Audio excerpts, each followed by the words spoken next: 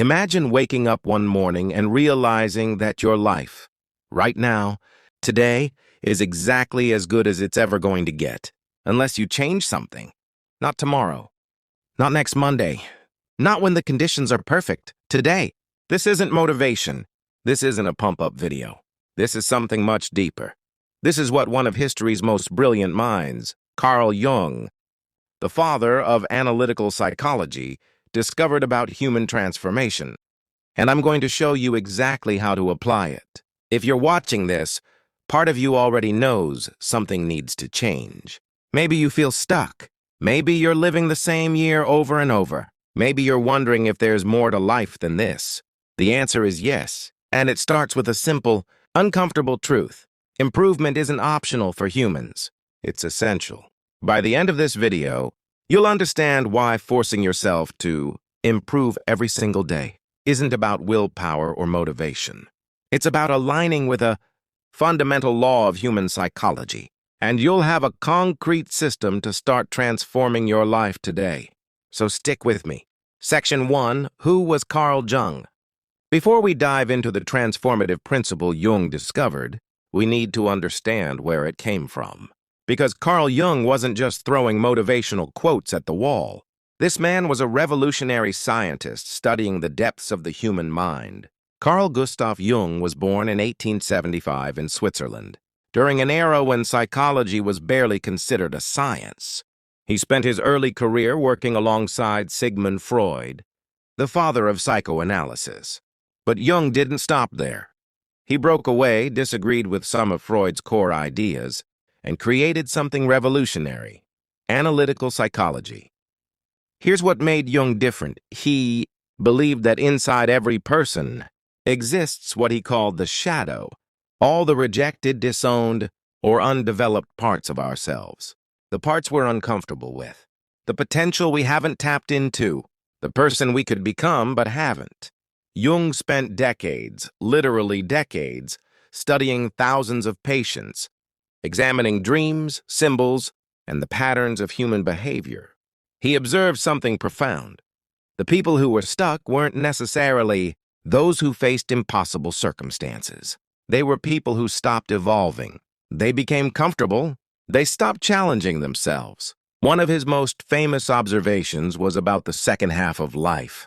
Jung noticed that many people spend their first half building an ego, achieving goals, proving themselves, but then something happens around midlife. They realize they haven't become who they actually are. They've become who society told them to be. This realization led him to conclude something radical. Humans have an innate psychological need to develop, evolve, and improve. It's not a luxury. It's a necessity for mental health and fulfillment. You can ignore this need, sure, but it doesn't go away.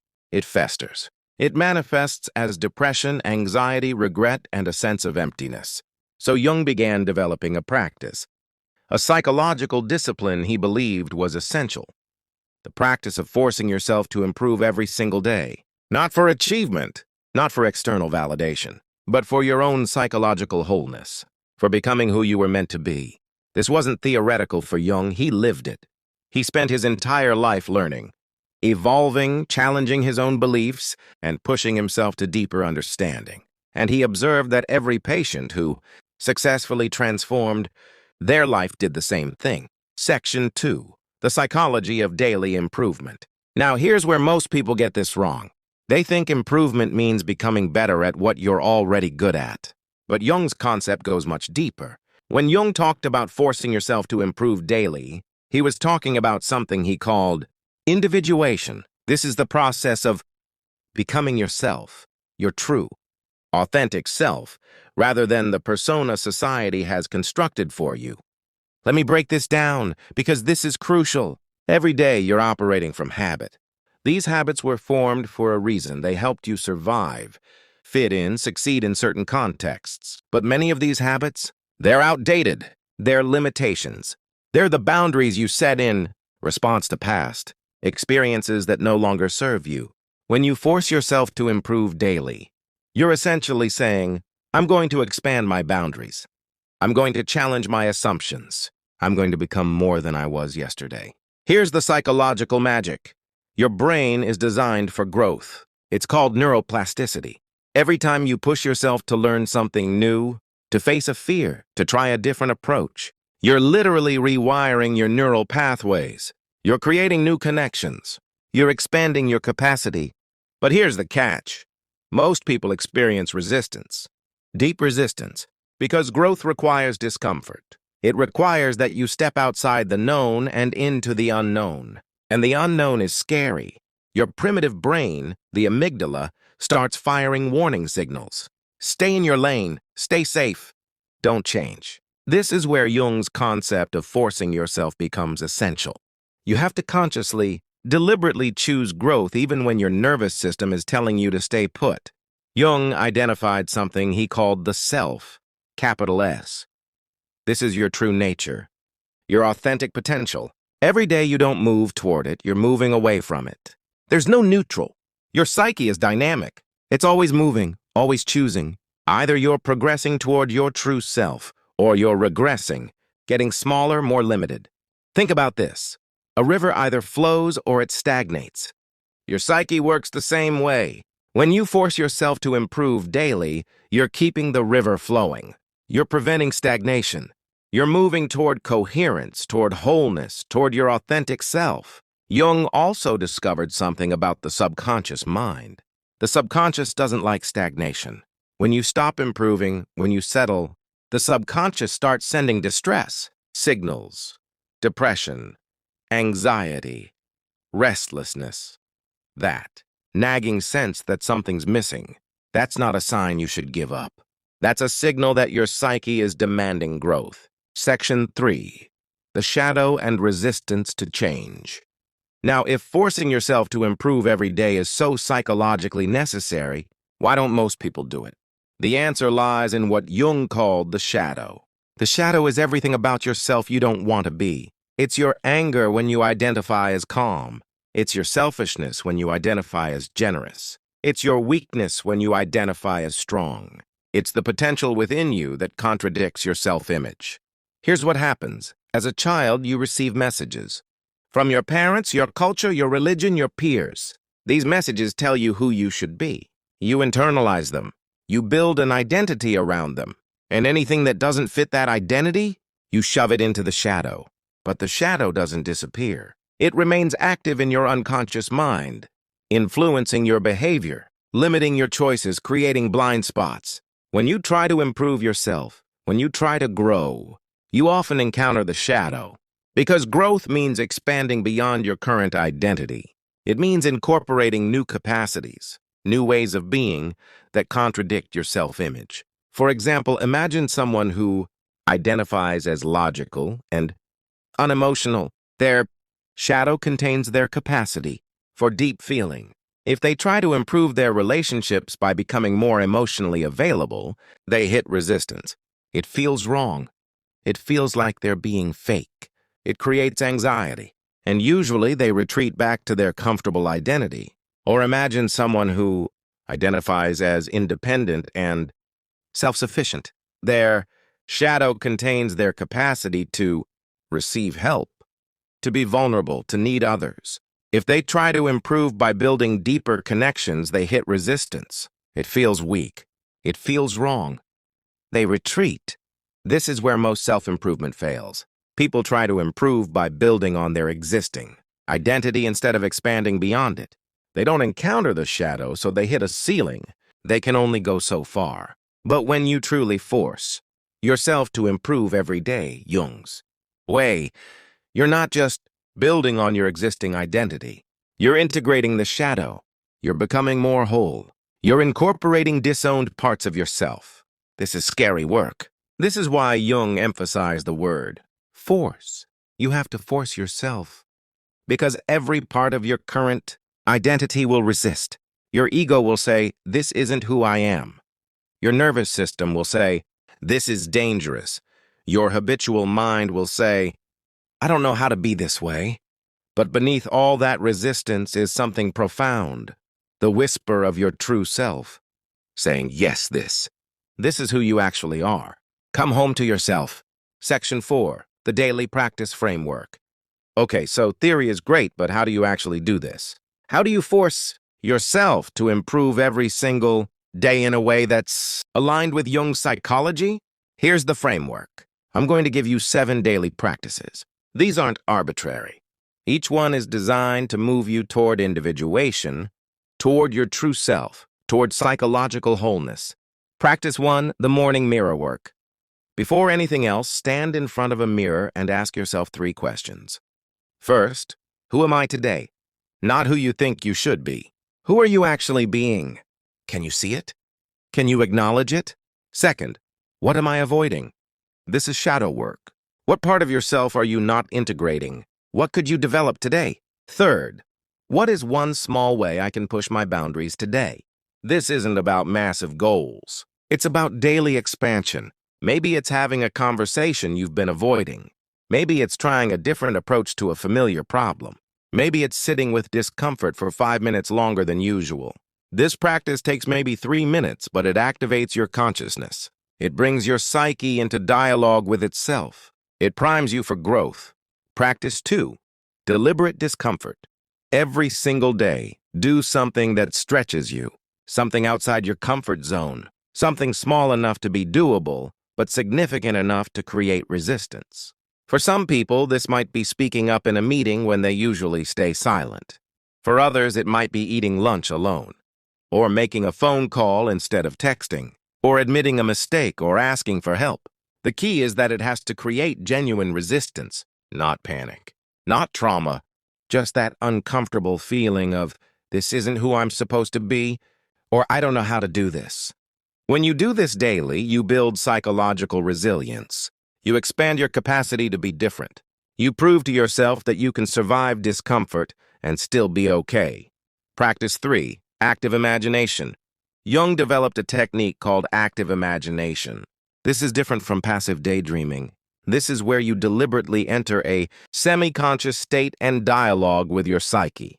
Here's how it works. Find a quiet space. Close your eyes. Focus on an emotion or a question you're wrestling with. Let an image, a figure, or a scene emerge. Don't judge it. Don't control it. Let it happen. Then engage with it. If it's a figure, ask it questions. Who are you? What do you want from me? What am I not seeing? Listen to the answers. Write them down. This might sound strange, but what you're actually doing is dialoguing with your unconscious mind, the parts of yourself that hold wisdom you don't consciously access. This practice, done daily even for 10 minutes, accelerates self-understanding. Practice 4, the shadow journal. Keep a journal where you specifically explore the parts of yourself you disown. Write about your anger. Write about your jealousy. Write about your fear. Write about your desire for attention. Write about your selfishness. Write about your laziness. Write about whatever you judge yourself for or deny in yourself. The key is honest, uncensored writing. No one's reading this. Let it be raw. Let it be ugly. Let it be true. What you're doing here is integrating the shadow. You're acknowledging these parts of yourself. You're stopping the inner warfare. And when you stop fighting yourself, you free up enormous psychological energy that gets redirected toward actual growth. Practice 5, one new skill or knowledge. Every single day, learn something new or develop a skill in one small increment. It doesn't have to be major. It could be learning 3 new vocabulary words in a language you're studying. It could be doing 5 more push-ups than yesterday. It could be reading 1 chapter of a challenging book. It could be learning a new technique in your craft. Why? Because this builds the neural pathways for growth. It proves to your brain every day that you are capable of improvement. It builds momentum. And small increments create massive transformation over time. Jung believed that stagnation leads to psychological death. Continuous learning keeps you alive. It keeps your psyche engaged. It prevents that creeping sense of meaninglessness. Practice. 6, conscious conversation. Most of our conversations are on autopilot. We say what we've always said. We don't reveal ourselves. We don't listen deeply. Each day, have at least 1 conscious conversation. This means genuinely listening to another person, asking deeper questions, sharing something real about yourself, moving beyond small talk. Why is this part of forced improvement? Because in relating to others consciously, you're developing parts of yourself. You're building authenticity. You're practicing vulnerability. You're expanding your emotional vocabulary. And through others, you often see aspects of yourself you couldn't see alone. Practice 7. Evening reflection. Before sleep, spend 10 minutes reflecting on your day. Ask yourself, where did I grow today? This might be something very small. Where did I resist growth? This is important. Notice the resistance without judgment. What did I learn about myself? This could be about your patterns, your triggers, your strengths. What will I do differently tomorrow? This practice ensures that your improvement isn't random. You're consciously integrating the lessons. You're building awareness. You're directing your evolution. Section 5. Obstacles and how to overcome them. Now, I need to be real with you. This is not easy. Jung didn't say it would be easy. He said it was necessary. There's a difference. You're going to encounter obstacles. Let me prepare you for them. Obstacle 1, the comfort trap. Your current life, even if it's not fulfilling, is familiar. It's comfortable. Your nervous system has adapted to it. When you start pushing yourself to improve daily, your primitive brain will fight back hard. It will whisper, "Who are you fooling? You'll never change. Why bother? Just accept things as they are. Relax. Stop pushing." This voice will be loud. It will feel true, and it will come especially strong in moments of fatigue or self-doubt. How to overcome it? Understand that this voice isn't wisdom. It's fear. It's your nervous system trying to maintain equilibrium.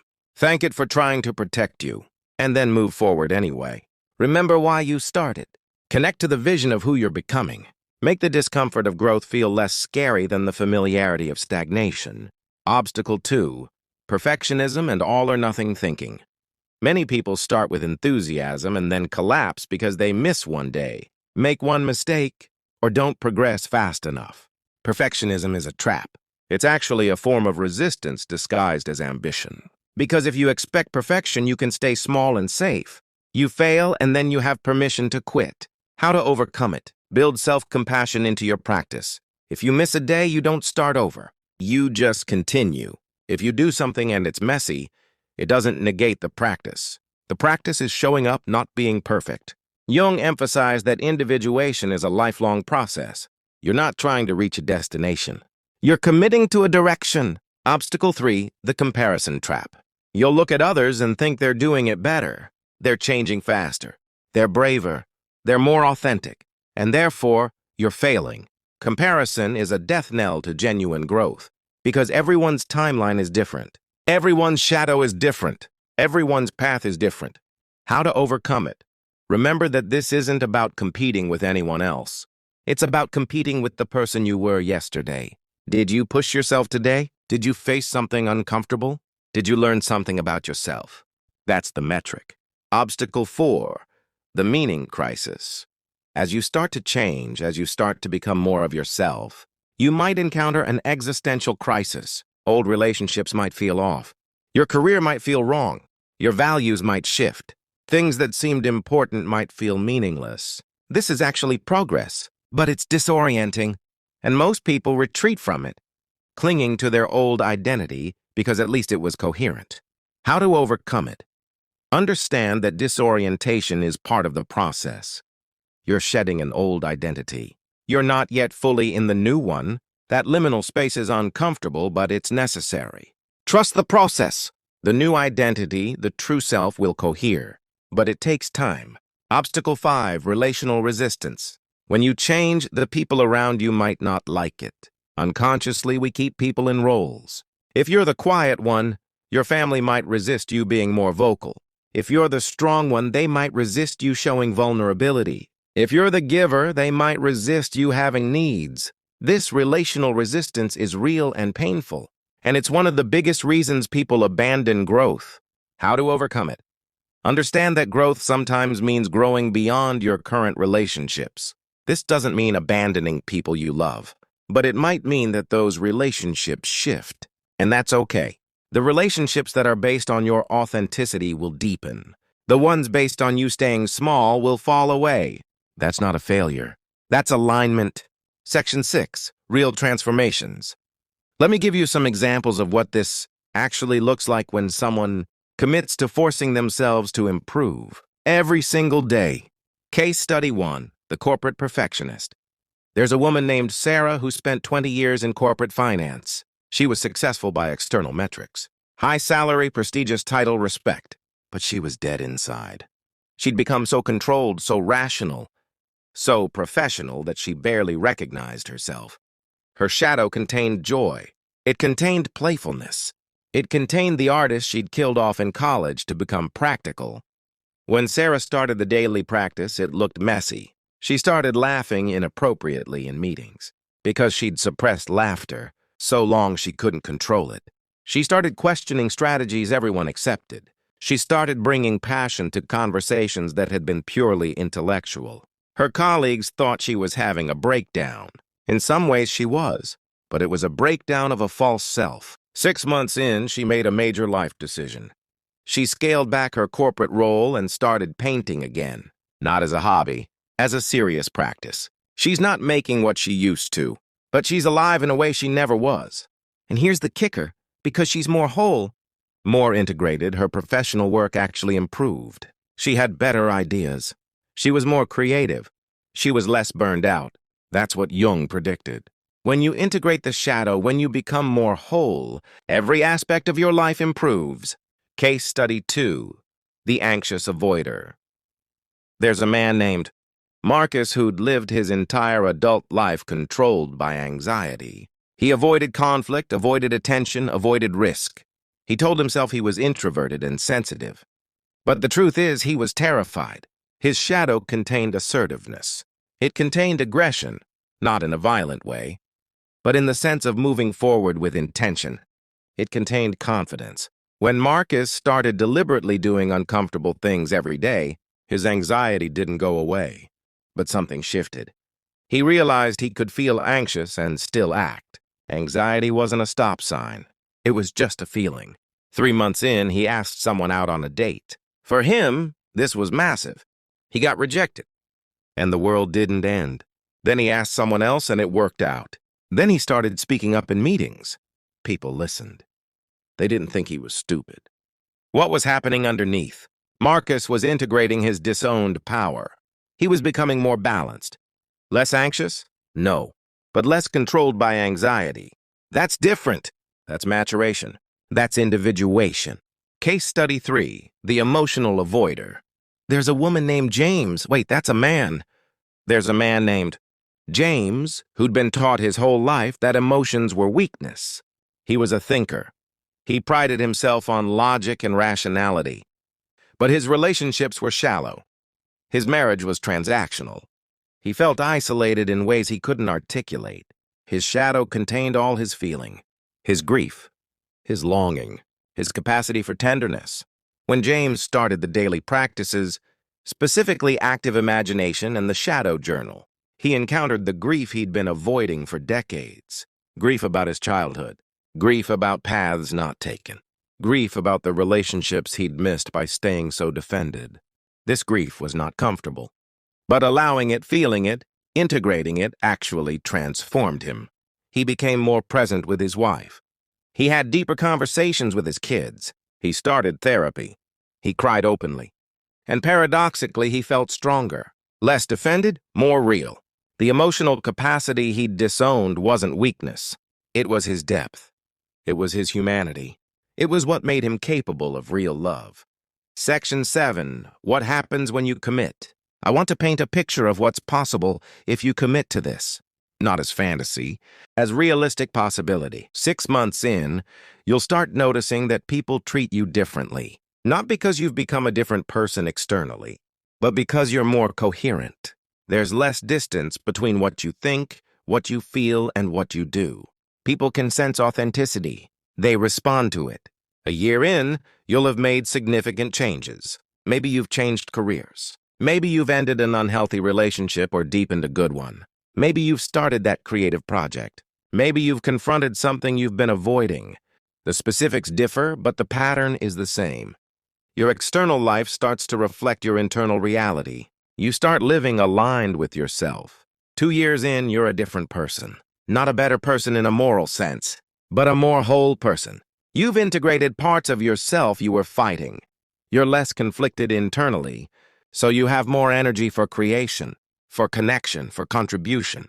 What Jung observed was that when people commit to this daily practice, several things happen consistently.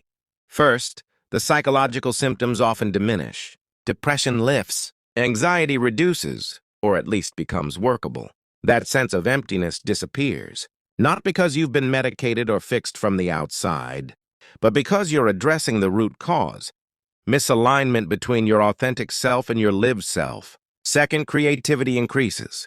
Your psyche, no longer consumed with internal warfare, starts generating solutions, ideas, and insights. Many people report that problems they were stuck on suddenly have answers, not because they're overthinking, but because their unconscious mind has freed energy to work on them.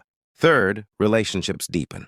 When you stop performing, when you become more real, other people can actually relate to you. Real intimacy becomes possible.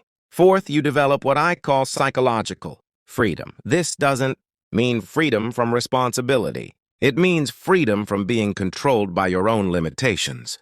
You can do hard things. You can be uncomfortable. You can disappoint people. You can disappoint yourself, and you're still okay. This is resilience. This is maturity. This is individuation.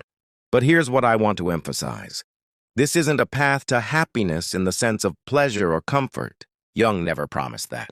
Some people think they want comfort above all, and then they discover they want meaning more. They want authenticity more. They want to be known more. They want to actually become themselves more than they want to feel good all the time. That's the shift. That's when the daily practice stops feeling like effort and starts feeling like coming home. Section 8, your first week. So here's what I want you to do. I don't want this to be another video you feel inspired by and then forget about. Take the next 7 days and commit to the daily practice? Not perfectly. Just commit. Here's your first week. Day 1. Start with mirror work. Ask those 3 questions. Then do one thing outside your comfort zone. Day 2. Start the shadow journal. Write for 10 minutes about something you usually don't admit about yourself. Day 3. Do active imagination. Spend 15 minutes in quiet dialogue with your unconscious. Day 4. Have one conscious conversation.